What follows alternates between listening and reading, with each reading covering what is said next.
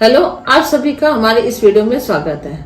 आज हम आपको इस वीडियो में इस्कॉन टेम्पल दिखाने ले चल रहे हैं। तो हमारे यहाँ पे इनविटेशन आया था हमारे बेटे के फ्रेंड का कि वहाँ पे शादी हो रही है, तो आप भी सब हमारे साथ चलिए, इस्कॉन टेम्पल घूम के आते हैं। और जैसे कि आप सबको पता है कि जो इस्कॉन टेम्पल दिल्ली का सबसे बड़ा टेम्पल है, तो एक नई तरीके से शादी हो रही है, तो हम सब इनवाइटेड है उसके अंदर। तो उनकी जो शादी है वो शाम के टाइम है, लेकिन हमें स्पेशल इनविटेशन दिया गया है कि आप सुबह से आइए, पूरा इस्कॉन टेम्पल घूमिए। और यहाँ पे कौन कौन सी चीजें जो हम शादी के समय जो पार्टी दोनों पार्टीज होती है, हम कौन कौन सी चीजें रिचुअल्स करवाते हैं और दोनों पार्टीज को इस्कॉन टेम्पल की तरफ से कौन कौन सी सुविधा मिलेगी, इसके बारे में महंत जी बताएंगे। तो ये सब चीजें थोड़ा सा डिस्कशन हुआ महंत जी के साथ। उन्होंने कहा कि आप सुबह से आइए, हम आपको इन सब चीजों के बारे में बताएंगे और आप देखिए, आइए, आपको बहुत अच्छा लगेगा यहाँ पे शादी अटेंड करके। और जैसे कि आप सभी जानते हैं कि अक्षय तृतीया के दिन बद्रीनाथ और केदारनाथ धाम का जो कपाट खुलता है, वहां पर हमारे बच्चों ने वहां पे जो केदारनाथ बद्रीनाथ का जो सीरीज स्टार्ट कर रहे हैं। हम लोग इस्कॉन टेम्पल के लिए निकले और वहां पर जब हम रास्ते में, तो देखो बहुत दिल्ली का तो नजारा देखने लायक ही होता है। दिल्ली में कालका जी टेम्पल है, उनके बिल्कुल जस्ट पीछे ही इस्कॉन टेम्पल है।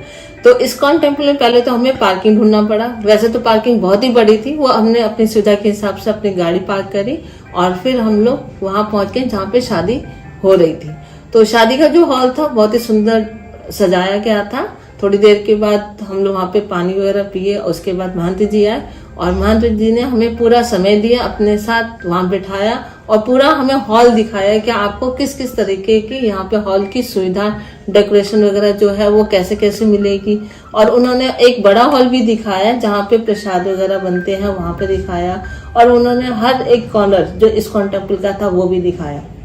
और कुछ सुविधाएं, जैसे कि शादी के टाइम कुछ रूम्स वगैरह की सुविधा होती है, तो उन्होंने हर एक रूम अपने बजट के हिसाब से, जैसे कुछ ज्यादा बजट वाले थे, कुछ कम बजट वाले थे, तो यहाँ पे वो कहते हैं कि देखो इस्कॉन टेम्पल में आप शादी तो जरूर करें, लेकिन अपने बजट के हिसाब से। जैसे मान लो कि थोड़ा सा जो कम लेवल के जो लोग हैं वो अपने हिसाब से बजट लेके कर सकते हैं, उसमें कुछ कटौती कर लें, चाहे खाने की हो चाहे डेकोरेशन की हो, इस तरह से। उनका जो डेकोरेशन का जो था, मेनली ये था कि डेकोरेशन जो भी इस्कॉन टेम्पल में जो भी शादी करेगा उसको आर्टिफिशियल फूलों से नहीं सजाया जाएगा। उस पूरे हॉल को जो भी सजाया जाएगा नेचुरल फूल होने चाहिए। और उसके लिए जो डेकोरेशन का है थोड़ा सा उसकी कॉस्टिंग ज्यादा हो जाती है। तो उनका भी कहना सही है कि देखो भगवान जी के हम जब दरबार में जाते हैं तो हम लोग ओरिजिनल फूल लेकर जाते हैं, आर्टिफिशियल तो लेकर नहीं जाते। तो शादी जैसे पवित्र जो बंधन हो रहा है वहां पे भी तो हम आर्टिफिशियल फूल का क्यों इस्तेमाल करें, ओरिजिनल फूलों का। तो उनका एक डेकोरेशन का था कि जो भी आप हॉल बुक करेंगे वो सारा कुछ नेचुरल फूलों से ही होगा। उनका भी कहना हमें बहुत ही अच्छा लगा और वाकई में नेचुरल फूल बहुत ही सुंदर लग रहे थे और डेकोरेशन इतना सुंदर था कि हम तो देखते ही मनमुग्ध हो गए वहां पर। और फिर उन्होंने फिर एक अलग अलग स्पेस दिखाया कि आपकी हल्दी का रस्म कहाँ पे आप लोग करवा सकते हो। मतलब वो एक जो उनके फ्रेंड्स के यहाँ जो शादी हो रही थी उनको भी ये सब पहले से उनका डिसाइडेड था कि यहाँ आप हल्दी करेंगे, यहाँ पे आप फेरे लगवाएंगे, यहाँ पे आप मेहंदी करेंगे। तो हमें उनका ये जो सिस्टम वाइज जो था, जो डेकोरेशन बहुत ही सुंदर लगा। तो उन्होंने कहा कि चलो आप शाम हो गई है, आपको थोड़ा सा मतलब जो शादियां हो रही हैं तो उसमें आप खाना जरूर खा के जाइएगा। स्पेशल खाना आप लोग को दिया जाएगा। और मतलब हम तो सिर्फ ऐसे ही गए थे कि भाई चलो एक बार, जैसे लोग जाते हैं शादियों में बस खा के आ जाते हैं, तो उन्होंने कहा कि नहीं, आपको स्पेशल तरीके से आपको ट्रीट किया जाएगा। मैंने कि बढ़िया है।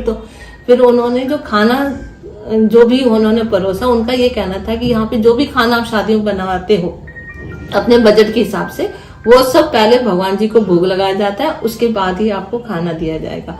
और खाना बिल्कुल सात्विक, ना लहसुन ना प्याज। और खाने का टेस्ट खा के तो मतलब खाना खा के तो हमें टेस्ट लगा ही नहीं कि हमने बिना लहसुन प्याज का जो भी खाना खाया। और बहुत ही अच्छा खाना था और स्वादिष्ट था, ना ही ज्यादा मसालेदार थे और ना ही ज्यादा बिल्कुल सिंपल था।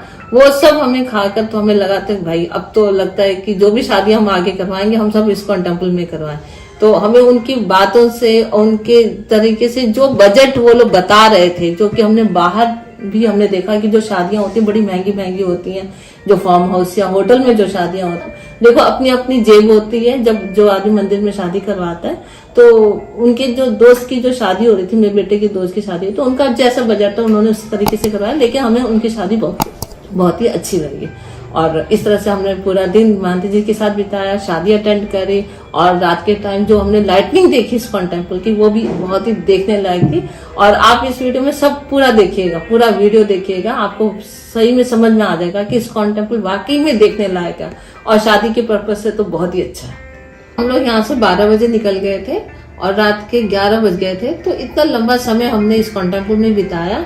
और यहाँ पे हमने एक एक सीन खींचते खींचते मतलब काफी लंबी वीडियो हो गई है। इस वीडियो में तो सिर्फ हम जानकारी दें, और नेक्स्ट हमारा जो आने वाला वीडियो है उसको आप जरूर देखिए, उसमें हम पूरे सीन दिखाएंगे इस्कॉन टेम्पल।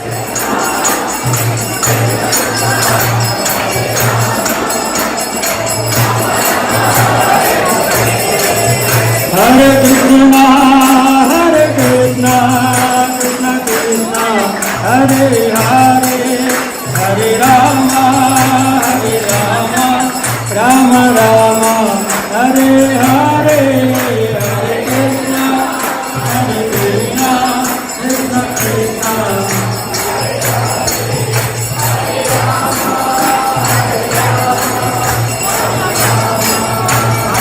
हरे हरे कृष्ण कृष्ण कृष्ण हरे हरे, हरे राम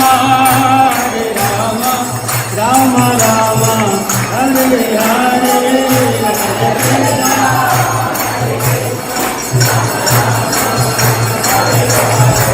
जय वृंदा देवी प्रभुपाद प्रभुपाद।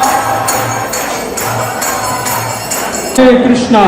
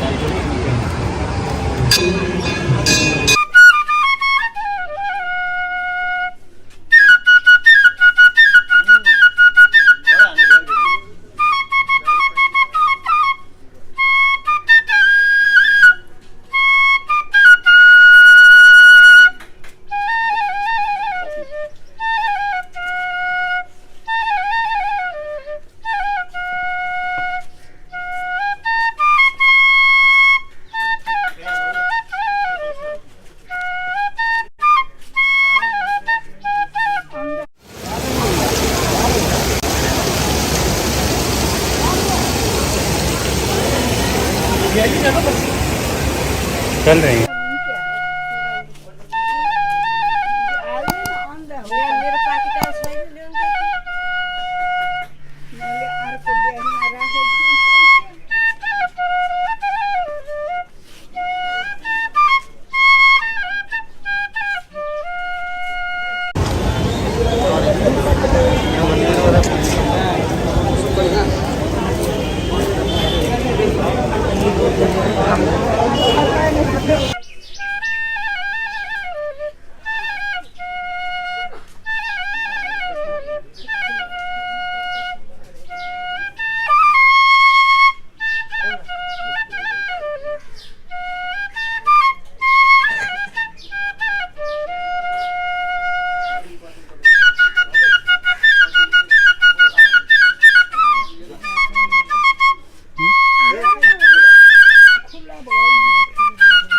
बढ़िया बाजी की तरफ